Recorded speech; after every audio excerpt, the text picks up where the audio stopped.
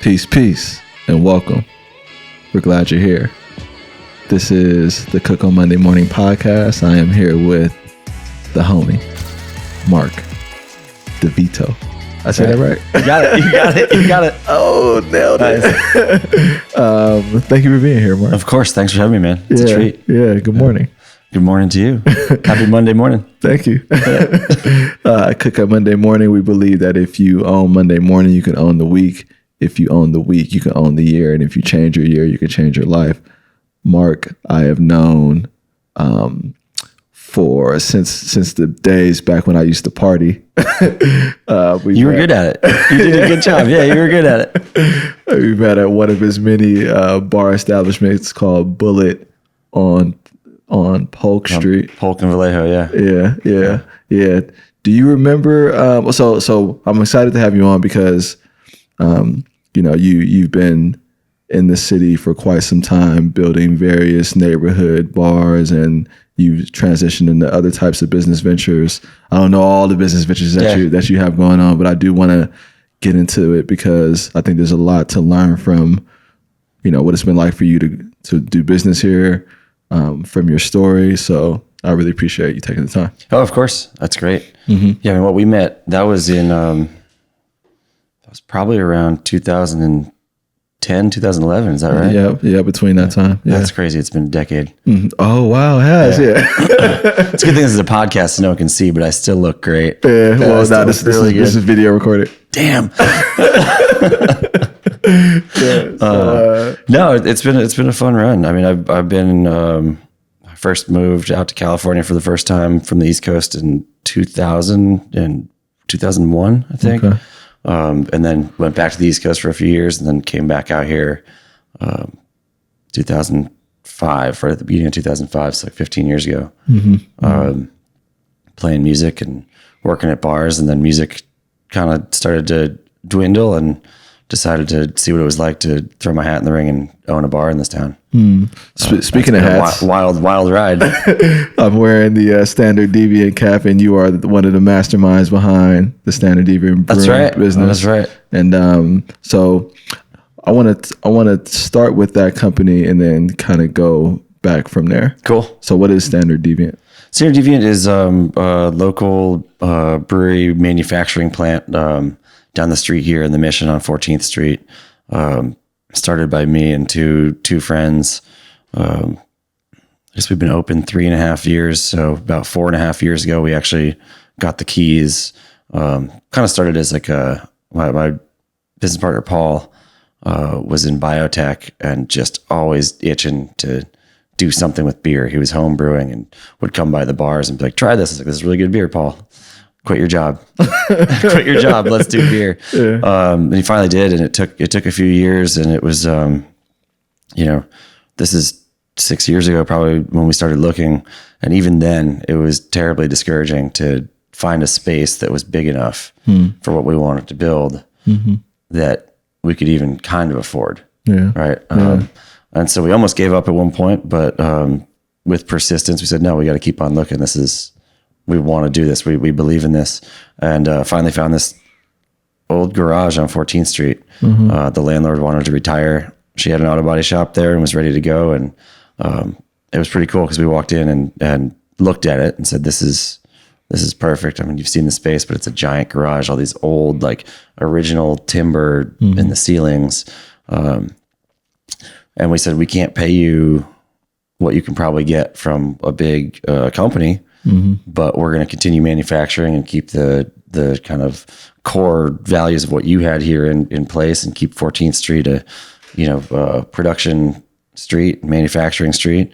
And she went for it. And it was cool. She was super cool about it. And we started it, and it was terrifying. The first beer that finally came through the tanks after a year of, we had to dig up the sidewalks and the floors and redo all the plumbing and redo all the gas and electric and put these giant stainless steel tanks in. And the first beer that came out, I was like, oh no, this better be good. If this isn't good. And we all kind of had this like hesitation. We took a sip and looked at each other and we're like, smiled, like, oh, thank God, that's good beer. Yeah. All right. And, it keeps getting better. And so we keep growing it and have built this, like what started with like, a few small tanks. Now it looks like a real operation.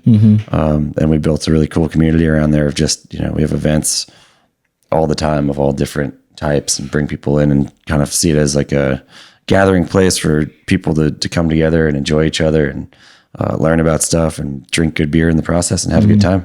Yeah, it really is a beautiful space that you put together, and I like the wooden bar that you have and the whole layout that you did. I did in 2016. I did a fundraiser there for my school board race. Yeah, and I've done a fundraiser for something. That's great. I think like at every bar that you own, because you own you guys are involved in several different bars. I think you guys consolidated some, but I want to get the stories about some of that. But at Standard Deviant, there are these huge tanks that is where all the beer is being produced, right? Yeah. And so all this is. So it's on 14th and what is it, Mission? Yeah, Mission. Basically 14th between Mission and Minna. So So all of the Standard Deviant beer that you see at bars or wherever else, it's all made there? It's all made there. It is a lot of work. So you can make beer in San Francisco? Yeah, cool, huh? Isn't that cool? Yeah. Yeah, I mean, there are better places to do it when you look at the economics of it. But, because we could, when you see a lot of beer, when you see these massive breweries, if you ever go look at them, they take up like a city block because so many tanks. There's only so much beer takes at fastest, with the beers we make, 2.5 weeks, at longest 5 weeks. So it's just sitting there doing its fermentation and it's crashing and it's hopping and all that stuff. So it's really funny to think of how long it actually sits there before you can even put it out and sell it. Yeah. But everything you see in the city and beyond now, we're North Bay, East Bay, South Bay, is all made in that little room over there on 14th Street. Yeah. And I think I was telling you before. I mean, you already knew that. I stopped drinking a while ago, but I really love you a lot. And I love the story about being enterprising and building something out of nothing. And I know that has to come from somewhere. Maybe people fall into it, they become it. Where did you grow up? I grew up in a really small town in New Hampshire. Okay. A town that still to this day doesn't even have a stoplight. It's that small. Yeah. And and I think it's doubled in size since I grew up, but it was just, it's weird. It was tiny. I think, I actually left, at the end of 8th grade, and I went to a boarding school for high school and then went to college in New York State. But the class that I was in the town I grew up in, it would be 32 people would graduate from a class, maybe. Crazy how small it was. Yeah, that is really small. Is it what was your sort of home situation like? What is it? It was good. My parents, they're still living in the same house that I grew up in. Nice little house in the middle of the rural New Hampshire with we were, they got the land in the early 70s from a farmer. So there was still an active dairy farm right next to us. I'd be waiting for the school bus in the morning and there'd be cows that had broken through the barbed wire fence, just chilling in our driveway. I'd be like, all right, that's normal, right? And then it's like, no, that's not normal, but it was cool. Pretty encouraging households where, my parents said, we're always very cool about saying, do what you want to do, follow what you believe in. Maybe that's not quite the right path, but it's up to you. And we're here for you. Yeah. So it was super helpful to have that. Are you only child? No, I have a brother. He's insane. He's insane? Oh, he's awesome in the best way. Okay. He's like me, but 10 times. Oh, okay. So, it's great. So he's also doing business stuff, you mean? He travels the world for a living. Oh, that sounds like a nice He's living. got a couple master's degrees and he's an anthropologist and just goes around the world and nice. When I say he's insane, I mean, he's you can talk about something, the most obscure thing from anywhere in the world, and he knows what you're talking about, has been there, has studied it. It's pretty cool. Nice. Yeah. Nice. Where'd you go to boarding school? It's called St. Paul's School. Okay. In Concord, New Hampshire. It was right down the street from where I grew up. And I applied there because my best friend from the town I was in, from Hopkinton, said he was going to apply there. I said, well, if you're going, I got to go. And I applied and got in. It was incredible. When I look back on it now, it's one of the most incredible educational facilities out there. It's had its problems everywhere, but it is like when I got to college, I was like, oh, this is easy. It was such a good prep school, but my best friend ended up moving to Texas with his family and not going. And I just sat there and said, So you went on your own? yeah, I went on my own. Yeah. And it was like a good experience because my parents, everyone had to board there. Everyone had to stay at the school, even though my parents literally both drove right past it every day to go to work and drove back past. So it was a good kind of halfway of like not being fully on my own, but starting to develop this, you're out here for yourself and you got to figure it out. And a lot of the kids that went to that school were unbelievably wealthy. Like I was blown away to find out. I was like, oh my God, like what? Like, I would still mow lawns and do, worked at like a deli, just doing whatever I could to get like 20, 30, 40 bucks a month. And these kids would, just be like, oh, it's cool. Like I just use my dad's ATM card. Like I grew up on Park Ave in New York, and we were just like, and Ben, who Ben, that's where I met Ben. We were you went to high school together. We were roommates in high school. Yeah. Okay. And both of us came from like kind of like not any like by all standards there. Like we were at the bottom of it economically, and we're just like we got to figure out how to survive. Yeah. And Ben Blyman is he's the chair of the Entertainment Commission. He's one of your business partners. Yeah, exactly. And so just for people that don't know who Ben is. Yeah, well, that's all right. Okay, so you went to a competitive college. You went to I went to Hamilton College. So liberal arts. And your high school made that feel easy? Made it feel so easy. It was why it made it starting from day one of just the transition of saying I've already lived in a dorm, so I know what it's like to do this and be living here. And I think because of that, not feeling this urge to, and I still partied, but not feeling this urge to like blow off all classes and go, it was like, I already knew how to do this without my parents around. Right. And the classes at Hamilton were excellent. And I still talk to some of my professors and they're brilliant, but it was the upbringing at this boarding school that made it, like writing papers was so easy, which was, I didn't even know why. It was just because they'd been, Yeah, that was not my experience. Yeah. Oh, yeah. And most people, my roommates, freshman year, were like, how are you doing this? I was like, I don't know. I guess I just know the structure of it already. Right. So it was pretty cool. Yeah. Were you a highly involved college student? Like, were you? No, I was. I went through this phase of transitioning from being like a really competitive athlete into going full into music, and also I don't know, I don't know if it was rebellion or not, but deciding I didn't want to conform to what everyone else wanted, and so I wasn't super involved in the college in any way other than like playing in the band and still playing intramural sports, but I would say I was not. I wasn't like didn't run for any offices. Weren't involved in clubs, didn't do plays, just was like really. It in hindsight, it's really funny because me and my buddies started this band and we started playing and we put out CDs and we went and played other colleges. We did a bunch of kind of alternative stuff. We started a streaking team where we went to other colleges and RVs and took off all our clothes and we streaked them all and we called it competitive, and we got in like GQ and like ESPN and all this stuff for that. For streaking. Yeah. But so it's like, all this stuff that we did that we just thought was like, we're anti-establishment, we're going against it. Graduation day, the president of the college called us out, being like, you kids were awesome. You made it like a unique experience. And then kids who have graduated years after, I'm very involved in the Alumni Association now.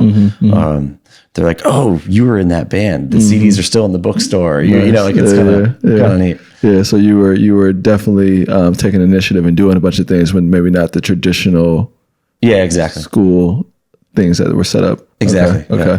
Yeah. And so it sounds like you had this somewhat of, you talked about in high school, like having to figure it out. And then in college, you're starting to create stuff like in a band or streaking. Yeah. I mean, more than just that. I like mostly band. Yeah. I'm just what you tell me. Yeah, exactly. And it's getting, and it's like it's taking you on tour, getting you some notoriety. Yeah.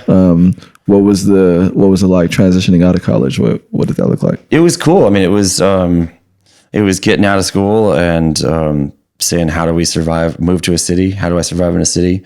And, you know, it even started in college, but I actually probably started in 7th grade or whenever, when I came home and was like, I got a job, but it was this, how do I hustle? How do I do this stuff? So I don't have to sit at a desk, but I can still afford to live and do it. So it turned into this, promoting a brand, which was music, and then getting really good at bartending and learning that. And I remember, my first job, the owner, after the first night, was like, so you play in a band today? I said, you should quit the band and just do this full time. You're really good at it. And I, said, F you, old man. I'm a musician. Right. He was right. He was right though. He was right. Much better at bartending. You know what? Bartending is so hard. It's tough. Yeah. Because I did a guest bartending at one of your establishments, Soda Popinski. Yeah. Over on, what is that street, California? And it was like some video they put out, and we did a training, and I was back there and I was like lost in the sauce. I was like, I forgot where everything was immediately. It's rough. It's tough. I mean, it's really fun, but it's actually, when it's busy, it can be, for some people, a really high stress, a lot of pressure. You have everyone looking at you, just wanting something. And believe it or not, drunk people are not the most rational and patient people. So, you gotta have all the patience and just say, I'm gonna let this go. You're just drunk. It's cool. You're blowing off steam because you're not at work, and let's give you a good time. Yeah. I always wonder, when you see bartenders and you're trying to lock eyes with them, and they don't look back at you.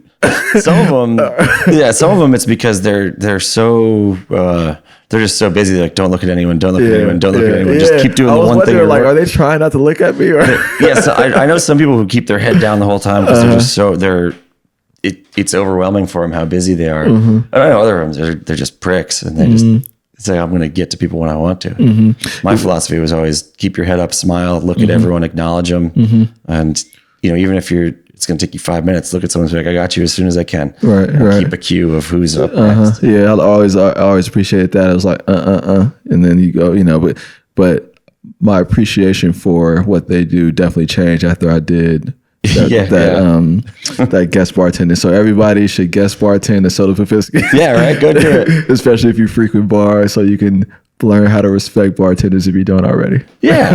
And it's a good time, and you can raise money for your right. That's talk about that. Talk about what that program is. We started doing this stuff years ago, and it's something I continue doing at the brewery all the time. Is we've got these spaces, and we sort of realized that people could come out and have a good time and could raise money for their charity. And it's a way that we, as the business, we can give back. We can say, hey, come on out and just have your friends come in and have a good time. And cool, you're spending money with us, but then we're going to give that money back to a charity. And for some reason, people, and I guess people just value food and drink in a different category when they're doing their budgeting. But people might say, oh, I don't have $100 to give to X charity, but then they'll go spend $100 on drinking that night. Right. So it's like, all right, let's put these together. And then I don't know if we tricked them or not, but somehow everyone's drinking for good. Yeah. And it's really important to, at the end of the day, I think, continue to give back to the community you're in and give back to people in need, because you never know when you're going to be in that position. And it's just a better world if people can work together and help each other. Yeah. I think I've and I mentioned that I've had fundraisers for my political campaigns and for Mission Bit, the organization that I ran. And you were always my go-to person. Like, hey, I want to put the event together. And it was always like, you never charged me to use the space. It was always like, yeah, man, what do you need? Like, let's help out. Let's do this. Let's, again, community is really important. So let's build community and let's do stuff. And at Soda Popinski's, they on Wednesday nights, what's the program that you do for nonprofits? Is it? I stepped away from that one when the brewery opened, but I think that's. I can explain it. Thursday nights, Okay. Yeah. So one night a week at one. At Soda Popinski's, one night a week. I think it's Wednesday night. All the tips go to the charity. So the people at the company, a guest bartender will show up, bring their friends. all the tips go to the charity. Yeah, exactly. So at Standard Deviant, what does it look like? Standard Deviant, we've done that before. I'll say, if you don't want to get behind the bar, I'll work it all night for you, and I'll give all my tips to your charity. Or I'll say, come on in and we'll give you 15% of the total night or whatever it is. And each scenario is different. The tip scenario always works if you get like a company there with, I've led some of those guest bartendings at bars where the CEO would come in and say, I'm going to match all the tips for the next hour. So everyone would start going in. We'd raise $3,000 in 3 hours for a great charity, and it's awesome. And most of the kids that work with me now they're happy to give up their tips too, which is, I think, really impressive on the, we're really lucky to have people who feel that way. Yeah. Say I can give up 3 hours of my night to work for a charity too. Yeah. I pay them a little extra for those nights, but Yeah, no, that's dope. I want to get to some of the lessons that you learned in business, and because I think you have like a wealth of information, so I'm gonna do kind of some of this kind of selfishly. Yeah, go for it, man. Go for it. So, what is the current portfolio of companies that like you have? You can talk about them generally. Like what are you involved in now? Personally, I'm involved in a restaurant bar, a brewery, and a cannabis farm. Okay. And across those companies, about how many employees are in and out? Oh, man. It's like a quiz there. It's tough. Yeah, it's tough. Well, probably about like 40 or 50 right now with what I'm involved in. At one point, we had 7 or 8 bars in the city, and we threw a holiday party, and there were like 200 people there. It was a big... it was a lot of employees. It got so big that it was hard for me to keep track of everyone. Right. Yeah. I did it, but it was really tough. It's like, all right. Yeah. Because there's this thing about like onboarding new talent and, all the administrative stuff that comes with people. And there's also all this stuff related to trying to do brick and mortar businesses in San Francisco, because a lot of the innovation and entrepreneurship that's talked about right now is in the space of tech, right? But you really put a stake in the ground around like brick and mortar, service related and companies that you own, right? Because like you own a brewery, you're not just selling other people's beers, you have a beer, and so ownership, it seems like, is something that's been a part of your journey too. Yeah. So how are you thinking about that? How are you thinking about, was that intentional? Did you just fall into it? It was, for me, it was, I was managing a very busy bar and restaurant, and I still have nothing but love for the owner of the place. But I realized I was doing everything. And his paycheck was probably 3 or 4 times the size of mine. And I was like, okay, and he was great. I mean, he was cool. He let me go on tour for 6 months of the year, and he paid my health insurance, and he took care of me too. Probably where a lot of my sort of leanings in the way I try and take care of my staff comes from. But it was this sort of, when music stopped, I was like, all right, like I could keep doing this. I could keep doing music. I could keep just bartending, and that'd be like no responsibility. Or I could say, what am I going to actually do? And what am I going to, what am I going to do for myself? But not like super selfishly, but to kind of prove that I can do something, like any chip on the shoulder I used to have about not being good enough. Let's get rid of that. Let's get out there and prove something. And I think it worked out pretty well. Yeah. I still every day wake up saying I got to prove more, but that's where the ownership came from. Just this tremendous risk. And as I was saying with the beer, like the first bar, I was just like, if this doesn't work, what have I done? How would I look my friends in the eyes and say, you let me borrow money and I lost it? Or just generally, this didn't work. And, luckily it worked really well in the first one. So it gave me a lot of confidence to keep doing it. Yeah. At what point was that? Like when you, how old were you when you did like the, I'm gonna step out on my own. That's sort of rude, because now everyone can go back and figure out how old I am. No, that was that was right when I was around like 29 years old. Okay. And I remember having the thought, all right, you're almost 30. what's it going to be for and it came back to something my dad had said when we were talking about music, and he was like, I love what you're doing. I love it. You're passionate about it. You're traveling the country. You're doing all this stuff. You know, you should think about, if we have to have this conversation again when you're 40, are you going to be happy with that? You know, are you still going to be happy at 40, just scraping by? And, you know, and I said, I probably, and then thought about it. And then, so at 29, I was like, all right, let's see what we can get done in the next 10 years. Right. Yeah. Yeah. Okay. And so, doing business in San Francisco. Oh yeah. I actually want to get into like what it's like to raise money too, but like, what is it like to do business in San Francisco? Oh, it is a treat. It is really hard, man. It is, because I think most people would assume like, oh, cafes, bars, they must be raking it in. It must be like, it's like everyone thinks that. Everyone comes in, they see a bottle of Jack Daniels and they say, I know I can buy that bottle at Bevmo for $40. How come you're charging $8 a drink? You guys must be so rich. This is crazy. And they don't realize that, you know, even not in San Francisco, you got to pay for the electric and the heat and the water and the toilet paper. The toilet paper, which literally like we pay for it just to get flushed down the toilet. Oh, it's like the fun. You're like, all right, we just bought this and it just gets like, we're just throwing money down the drain. Right. But, you know, but then San Francisco has a lot of really, really good ideas, maybe not thought out so well about sort of, you know, taking care of everyone. And, you know, there's like, you know, we pay into all these funds. We pay into like the Healthy SF stuff, which costs like a couple $100 a month per person, and is like not even as good as like the lowest tier of health insurance that you can get. Right. Like, so there's a lot of stuff like that goes into it, and a lot of fees. And that's, you know, that's once you're open and getting open in this town. For a small business. If you want to run a cafe or a restaurant or a bookstore or something, you're already going up against incredibly difficult and long permitting processes where the landlord of the building doesn't care. And so you're paying rent for, some places pay rent for 9 months before they're even open.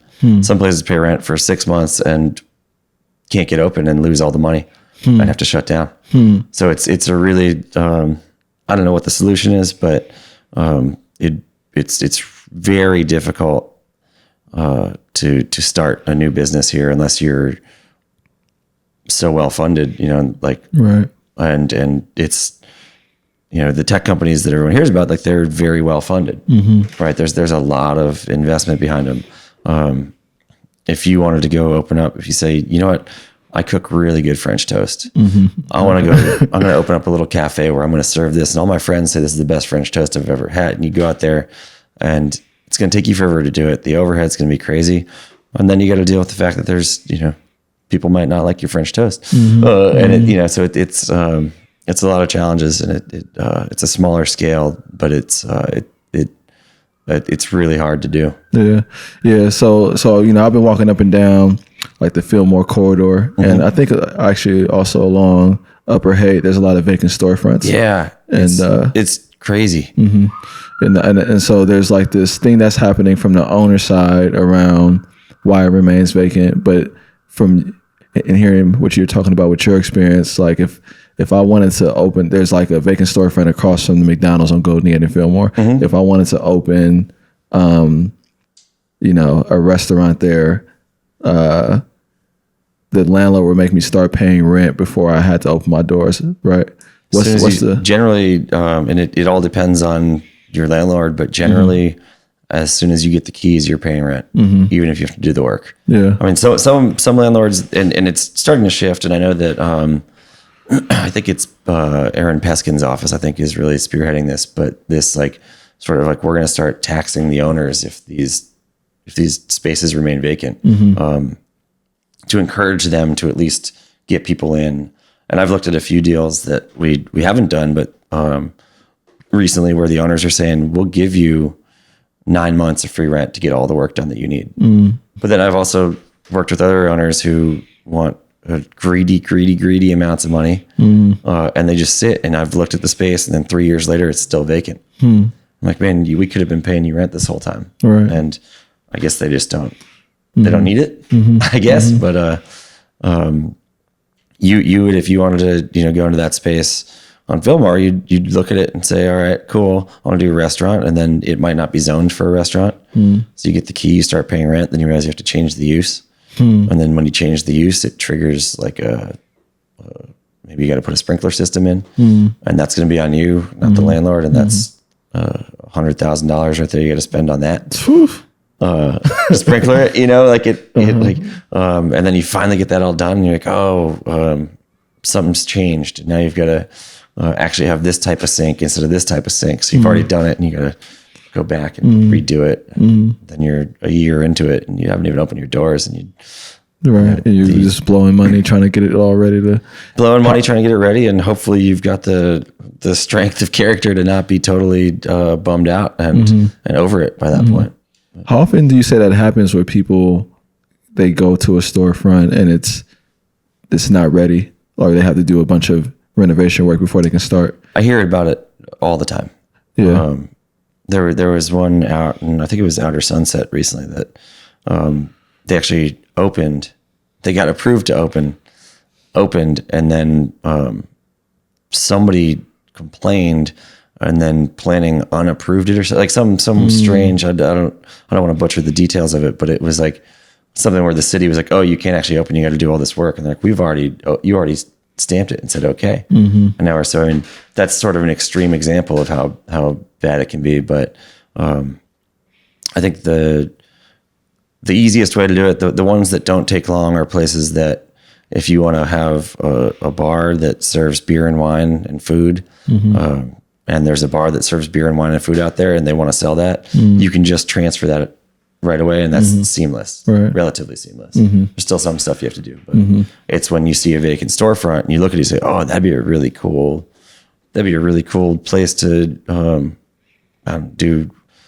Have I guess a jeweler would probably fit in, but just to do something, and you go and you find out, this is actually zoned for manufacturing. This isn't manufacturing, so we can't do this thing in here unless we change it to change the use to retail, and then public hearing, and never been a public hearing where there isn't someone complaining about it. So right, yeah, okay, and so trying to finance your ventures, to finance ventures. When you're going about doing that, is it like friends and family? Is it traditional means? Like, how does that journey look like for you? It's I've always done, the first one I ever did, I, no joke, called every single person that had ever in my career as a bartender, said, "Hey, if you ever open a bar, let me know. I'd love to invest." I mean, I was calling guys that like were in Boston from when I was 22 years old, who I still had their numbers. I said, "Hey, you might remember me. I was your bartender during the days." And they're like, "Oh, good to hear from you." I'm like, "You got that money still?" And they're like, "Huh?" And had put together a pretty good business plan, and raised all the money in 1 weekend for it, to the point where somebody said, "I'm interested." It's too late. And the place was such a success that then people were coming up saying, "I want to invest," and then it just kind of turned into this thing. And then, I've always been pretty terrified of a bank loan for this stuff. And most banks don't want to give you money for a bar or restaurant because they historically have the highest failure rate of any of these businesses.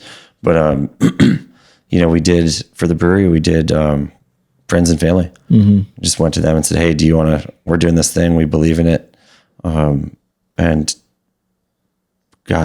raised the money we needed from, we put in our personal money, like all of our personal money that we had, which is a scary thing to do. And then raised the rest from other people. And then as we've grown it, we've taken the profits from the business to grow it. So we did it kind of incrementally. So got it open on a bare budget, small operation, and then it funded itself through the profits. You grew it. Okay. Yeah.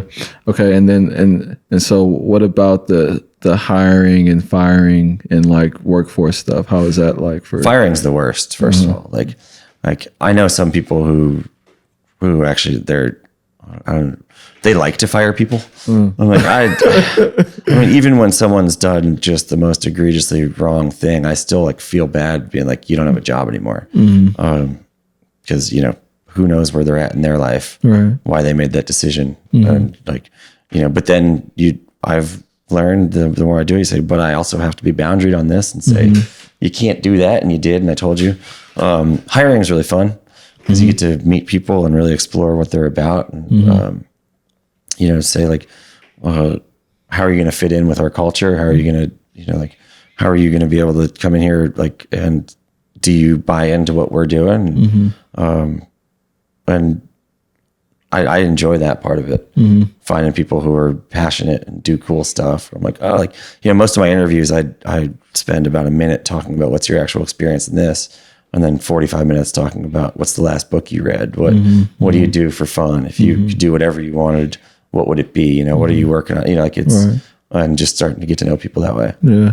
Is it, yeah, I was what is it like what are you seeing around like maintaining a workforce as San Francisco is dealing with this affordability crisis? It's very hard. It's very, very hard. You know, especially in the food side of it. Right. Because, you know, there's just it's a combination of affordability and the amount. I know there were 400 restaurants that closed last year, but in the last 5 years, like I feel like 2,000 open, like so many opened that it used to feel like there was for kitchen staff and wait staff, it was this every day I'd have 3 to 5 people come in with a resume.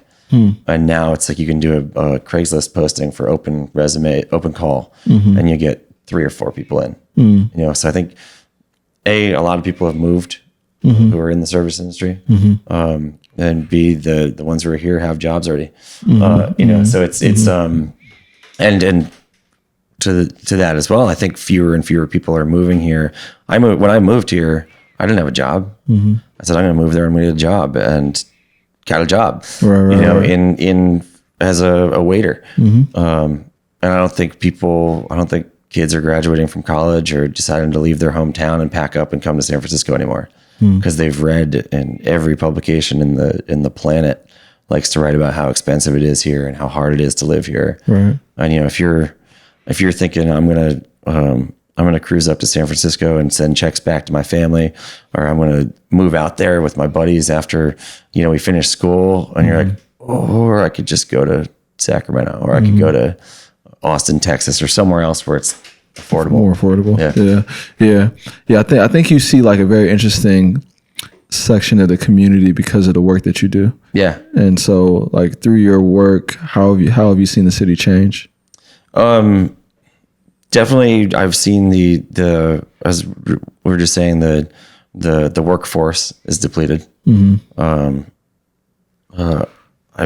seen in a hilarious way. I've seen, you know, people just don't show up to work and then come in, and you're like, oh, well, actually, I need you. You know, all right, you're not fired. We need you. Shoot. But then I've also seen it in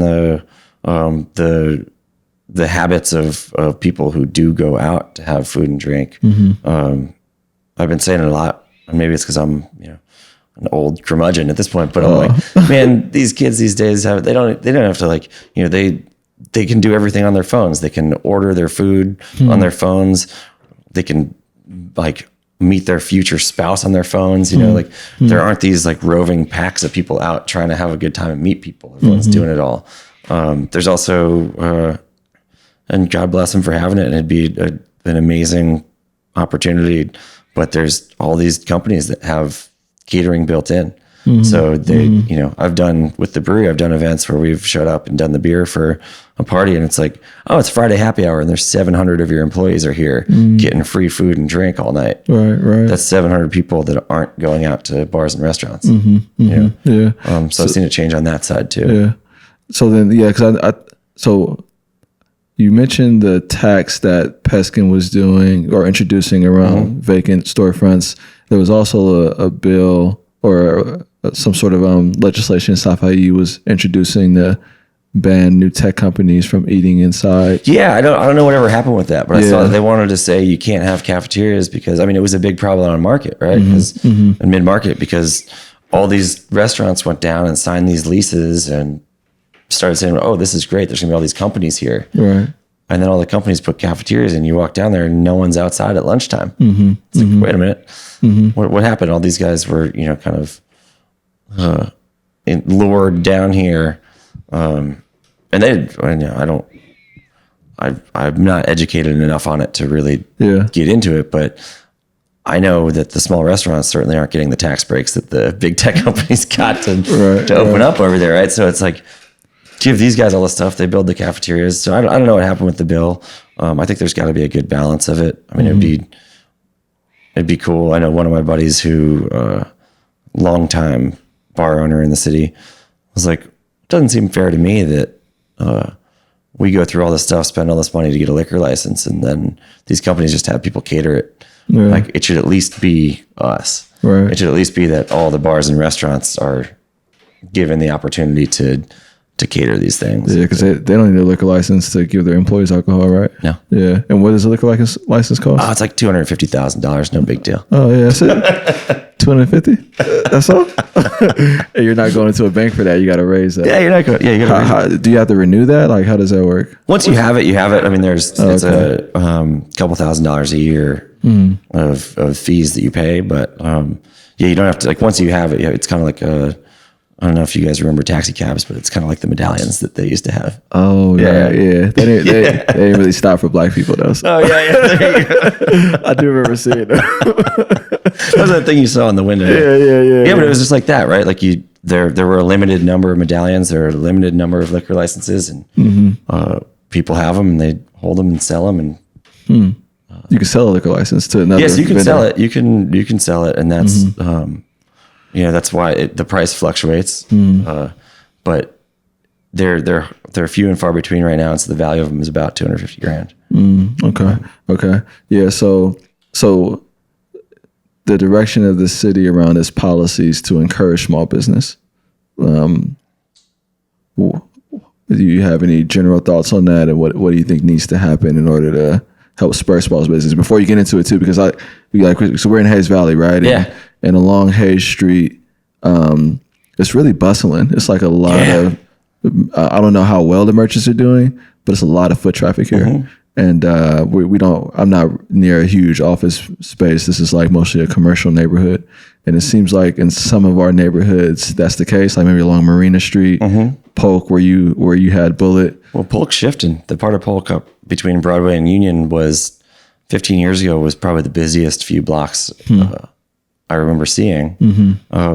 Aside from Union Square, the Wharf, whatever. But and somehow that whole thing is shifted down, and it basically goes from like Clay down to Post now, which is bizarre. But Hayes Valley is a really good example. Like it is. I think whoever did the planning for it did a really good job. There's a great park. There's foot traffic. There's people are here and walking around. And Hayes Valley 15 years ago didn't have the foot traffic, right? Right. One of my bars, Dr. Teeth, is over on Mission, and there's the red bus lanes, forced right turns, all this stuff. Oh yeah, how does that affect it? We have seen, and I'm the vice president of the Mission Merchants Association too. Okay. And what I hear from everyone on Mission Street is that everyone's estimates 50 to 60% down in foot traffic. Because people can't drive down the street, they can't park there, so they don't walk down the street. But over here in Hayes, it's great. It's I think everyone's doing pretty well over here. Every time I drop beer over here, there's just hundreds of people walking around at 10:30 in the morning. And come over here at 5 o'clock at night, and it's bustling. Yeah.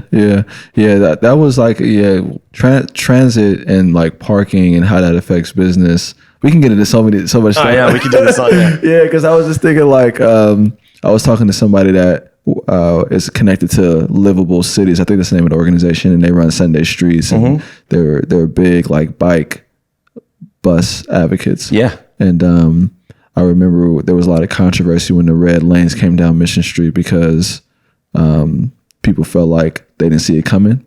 Yeah, there wasn't a lot of heads up. Yeah. Especially, and the red lanes, whatever. I think it's a cool.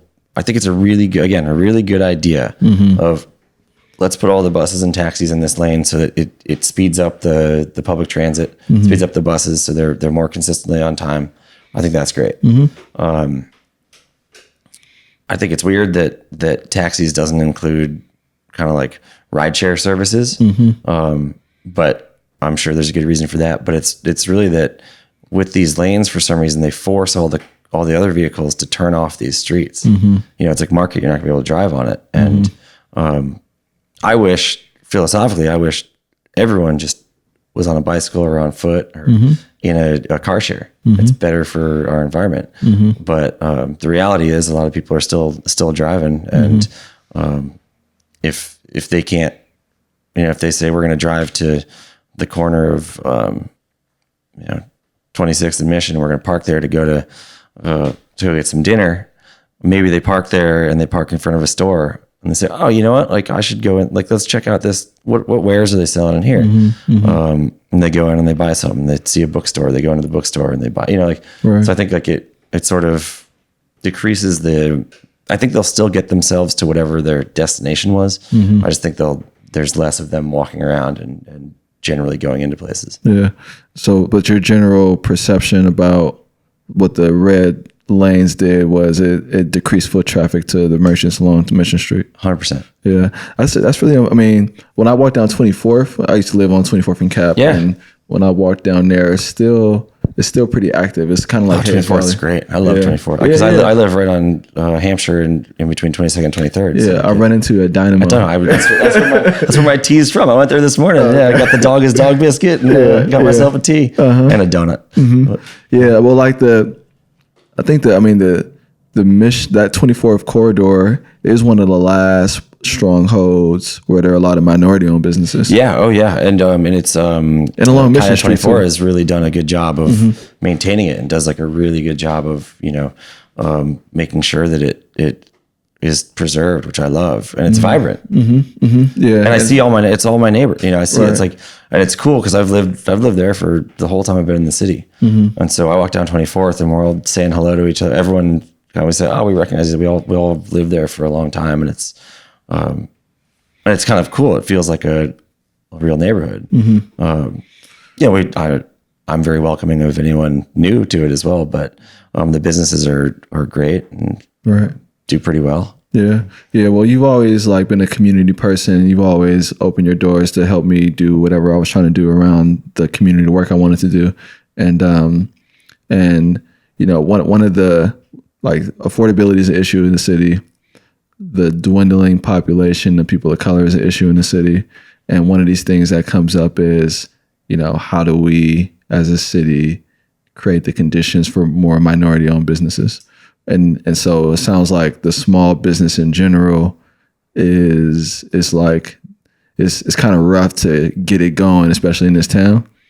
And so what is how would you say if someone wanted to say along a corridor, we want to encourage more small businesses, more minority-owned businesses, what does the city need to do? Given your 20 years experience running businesses here. Some sort of tax incentives, anything that the city's doing for these huge companies should be done. I've looked at a development deal where basically they're getting the money they need from the bigger companies, and because of that, they're subsidizing everyone else's rent. Which I don't know how that works on Mission Street where it's not it's all independently owned buildings. So I don't know how, and that's where I think the city needs to step in is if they can help subsidize that so that to own us, you don't have to be rich to start your own small business. There are incentive programs. There's one of the things we're working on with Mission Merchants is setting up a here's how you do it guidebook, and here, if you need to do this, here's who you talk to, and there's stuff that's covered for you to help you navigate the city. But it'd be really cool if the city said, hey, also if you if you want to do this, if you're a minority and you want to open a small business, like here's help. And not just anyone who wants to open a small business, but not just being like, this is going to be really hard for you. Yeah. You know, because I mean, when I moved here, when I moved back here from Boston, what really drew me here after being here once was, this felt like such a diverse place. You know, I was like, this is awesome. This is what I want to see. I want to get on the train. I just think it's so diverse, and like, it's feeling less and less like that, which is not cool. Right. Yeah. Yeah. And I don't think it's feasible to see a change unless there's a coming together and there's a real pathway for people to stay and operate. And like the large fees, it makes it really hard for certain people, you know? Yeah. Yeah, exactly. Right. It also starts with education, right? There you go. Yeah. Seriously though. Yeah. No, yeah. I mean, like, one of the biggest, when I started running Mission Bit, I went from an employee to the person in charge. I had to do the hiring and firing and having to worry about payroll, and seeing the end of the month come and it not be enough to cover payroll. Yeah. And like my whole mindset changed, you know? It's crazy. And all of a sudden you're like, how's it the 25th already? You know? Exactly. Yeah. I mean, and then you're like actually having to like do it because it's a small shop. I have to administer it. It's like, you know what? You didn't do that. You sign up to do, but it's whatever. Like you do whatever it is, and you get it done, and that's what it is. But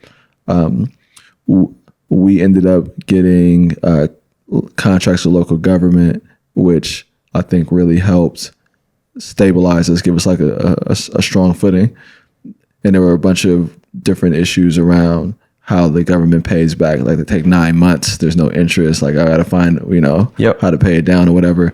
But they did step in, and the philanthropic community in tech wasn't very involved. And people were always kind of shocked, like, how come they don't? Yeah, that seems weird. Yeah. It was really strange. But trying to transfer that to something that can work for a small business, like the thing that we didn't have to worry about was how to be in compliance with code in order to get off the ground, you know? And that seems like a whole education in itself. And that, what's crazy about that is that you talk to one person who is reading the code, you're down to planning and DBI, and one person says, oh, here you go, you can do this. And then someone else comes through and says, you can't do that. Cause like, they don't even know how to read the code. I don't think they're like, but it would be really helpful if there was, and we'll mention Ben Blyman again, but he's working really hard right now to work with the city to protect small business and to come up with programs and ways to get everyone access to running a small business if they want it. And I mean, you should get him out here. He'll talk even more than I will. So you better have like 3 hours. But hopefully we can have him come through. No, but it's there's I think people are starting to see, I think more than just those of us in small business. I think people are starting to see the effects of it and are starting to say, whoa, how come my favorite places are closing down? How come we can't go to this shop that was always here? And some of it is places closed because, at some point I'm going to want to retire. Right. Yeah. I'm probably going to, and that may mean I'm like, I'm done. It's time for me to sell my business and move on. Also had somebody who was recently working at a place that closed down, and she was all upset because she's like, they closed down and we all are out of a job now. And I said, they didn't want to close down. That wasn't their business plan, was to close down. Right. They weren't doing this to you, but I think people are starting to recognize that it's crucial to a city like San Francisco. Right. It's crucial to any city, but to retain character and to have diversity and to have, you got to be able to have small business as well. Yeah. Or it's just going to be a bunch of Targets and tech companies, and then the tech companies will leave because they're like, this is kind of a boring town. Right. Yeah. I think, and when you go through Like I went to a small town after I won my first race. I went to Arkansas. That's where my family's from. Like my great grandfather came up here from Arkansas, and he's from a town called Prescott. And along like that entire, in a lot of that area of the country, there are towns that used to be built around railroad stops. And when the railroad left, when the interstate came, the railroad died, and so all the small businesses there died, and a bunch of chains started popping up along the interstate. So you'll see like a bunch of deserted looking towns, and there's a Checkers and a Waffle House, and a Starbucks along the interstate. And so the character of the community, it totally changes. Yeah. And then the places where it was is just like deserted.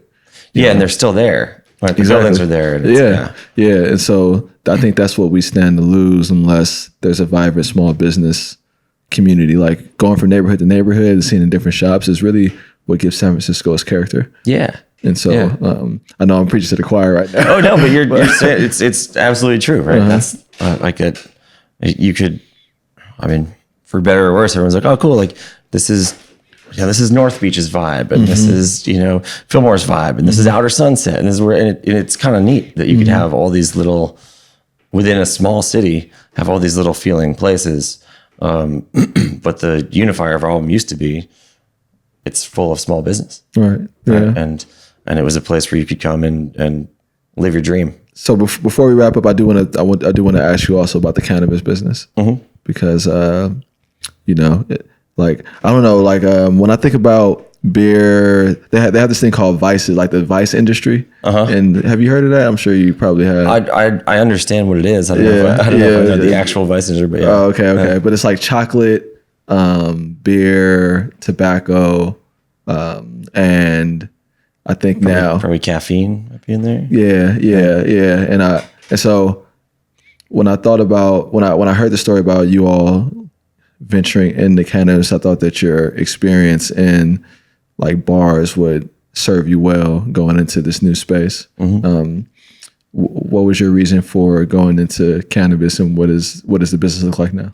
Well, so in regards to cannabis, we actually years ago bought a little farm, and it was as like a lifestyle investment up in Humboldt, and then even like the county supervisors were like, "You guys are idiots if you're not growing up here. Like everyone, just do it, get it permitted, do it." So that's where my involvement is. I went and it's now Mission Cannabis Club on Mission Street. It used to be Shambhala. I've known the owner of that for a while, and went and we did like a consulting thing with him on that. And Ben and our other partner got really fired up on it, and they just opened a shop up on California and Hyde. I had a complete opposite reaction to it, and told Al, I was like, man, this is not for me, which is really interesting. It was like it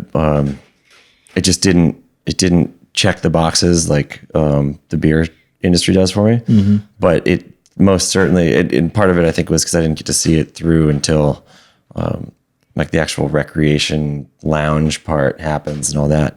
But I think the experience, certainly with the new spot on California, and with what we did at Mission Cannabis Club, when you go in there now, you're like, oh, this feels kind of like a bar. This is kind of cool. And it comes back to hiring and filling the room with people who are not only educated, but passionate. And by that, I don't mean like, it's like, you don't fill the bar with people who are passionate in the sense that they're just hammered all the time. You don't fill the cannabis shop where they're passionate because they're just stoned.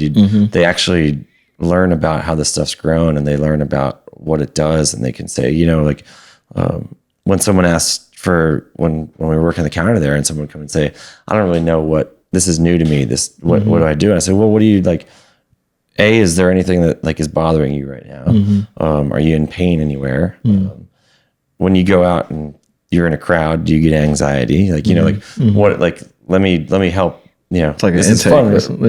It's recreational, but let me take this knowledge of people that I've gained over my life and kind of reading them and say, I think you'll do best with this. When someone comes in and wants a beer and they're like, I don't really like beer, I like wine. I'm like, cool.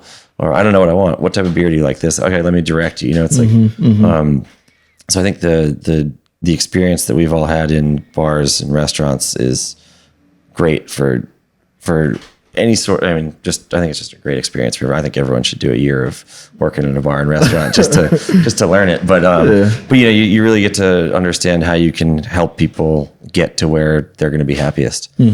So with the cannabis, it's hey, like don't, there's still obviously there's still like a stigma around it because it was a illegal drug for so long. But the first step is getting people to say, no, this is okay. Like you can, if used responsibly, just like alcohol, just like they're drugs, right? Like if you use this responsibly, you can still be like a great part of society. And,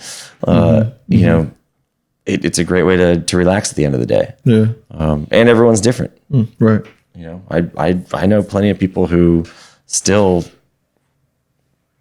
in the morning get up and eat an edible and then go for a 5 to 10 mile run and then go run a company all day. And you're like, oh my God, how are you doing it? But because it works for them.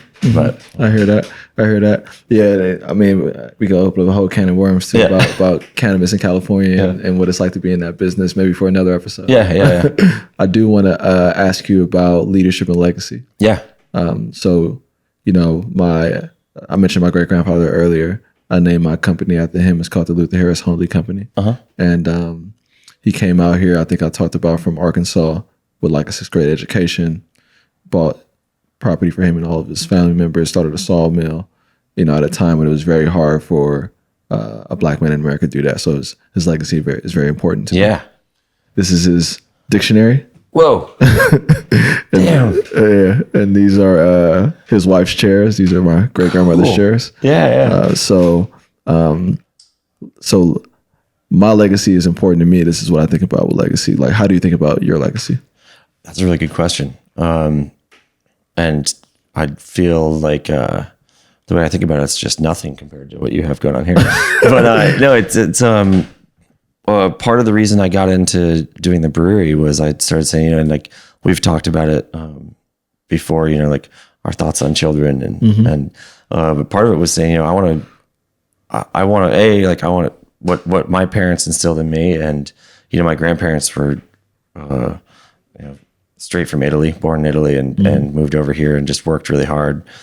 So the first part of my legacy is just like honoring them by continuing to work, like doing things that are hard to provide a better life for the next generation. Right. And with the brewery, we say we have this opportunity to build something that hopefully is a community that will be around long after we're gone. And the legacy I would like to have is one of a compassionate, caring human who helps and has a really good time doing it. Yeah. You're all those things. Oh yeah, that's the goal, right? Like, but it would be, I'd think about, not to go too dark, but there's mortality is really not, I'm like, cool. Like, what do you, if I go tomorrow, how will I be remembered? And that's like a daily thing in my life is just make sure you're putting your best foot forward. Right. Everyone makes mistakes. Yeah. It's all right. It's how you respond to those mistakes that will carry on your legacy, I think. Yeah, absolutely. Yeah. And I think for me, just thinking like that probably transitions pretty well into leadership. Yeah. Do you have any, I mean, leadership is also very important. Like, do you have any guiding principles when it comes to leadership? This dude that I worked for, who most of the things that came out of his mouth were total nonsense. And I remember like, he was like, man, if you really want to lead, you got to make sure that like your hands are dirtier than everyone else's hands and you can do everything that you're asking people to do. And so I've always kind of taken that with me, and it's like, I'm not going to lead by, sending an email to somebody being like, you need to do this better. I'm going to lead by saying, hey, like, let's work on this together to get you better at it. and this is how I do it. I'm going to roll my sleeves up and get right in this muck with you. And I think it's really important for leadership that you demonstrate that one demonstrates that, and and shows forgiveness and compassion and at the same time, they always say, but lead by example. Right? You can't lead something.